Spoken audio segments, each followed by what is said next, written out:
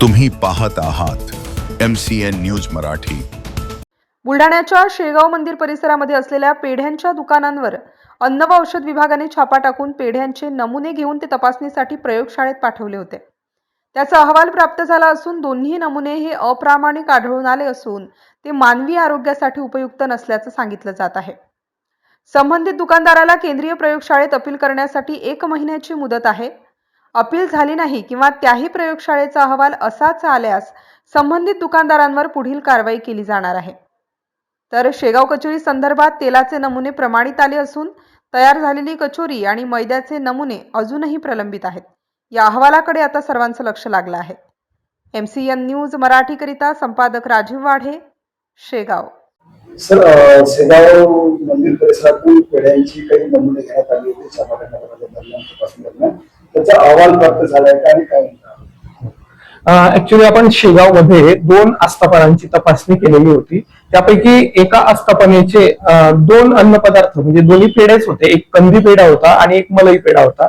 त्या दोघांचे अहवाल प्राप्त झालेले आहेत आणि जो आपला लॅबोरेटरीचा रिपोर्ट प्राप्त झालेला आहे त्याच्यामध्ये एका पेढ्यामध्ये अदर फॅट जे असते, जसं मिल्क फॅट असली पाहिजे तर मिल्क फॅट व्यतिरिक्त अदर फॅट म्हणजे जसं एकतर पामोलिन तेल असू शकतं किंवा इतर खाद्यतेल असू शकतं असं त्यामध्ये आढळलेलं आहे। आणि एक दुसरा जो कंदी पेढ्याचा नमुना घेण्यात आलेला आहे त्यामध्ये सुद्धा रंगाचं प्रमाण जास्त प्रमाणात असल्याचं आढळून आलेलं आहे। याचा मानवी आरोग्यावर परिणाम शासनाच्या जे मानक आहेत त्याच्यानुसार एक लिमिट ठरवून दिलेली असते। त्या लिमिटच्या खूप जास्त प्रमाणामध्ये जर ते व्हायोलेशन असेल तर ते मानवी शरीरावरती काही ना काहीतरी प्रभाव करतच आणि त्या दृष्टीनेच सरकारने ती मानक बनवलेली आहेत आणि त्यामुळे आपल्याला निश्चितच तसं म्हणता येऊ शकतं।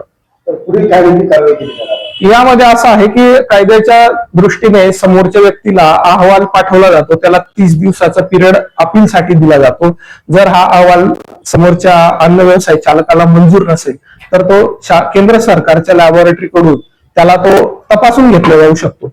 परंतु त्या लॅबोरेटरीचा रिपोर्ट सुद्धा जर तसा झाला किंवा रिपोर्टवरती जर काही अपील झालं नाही तर आपण याच्या विरुद्ध न्यायालयीन कारवाई करतो, म्हणजे त्याच्या विरुद्ध संबंधिताच्या विरुद्ध कलम 59 अंतर्गत खटला दाखल होतो।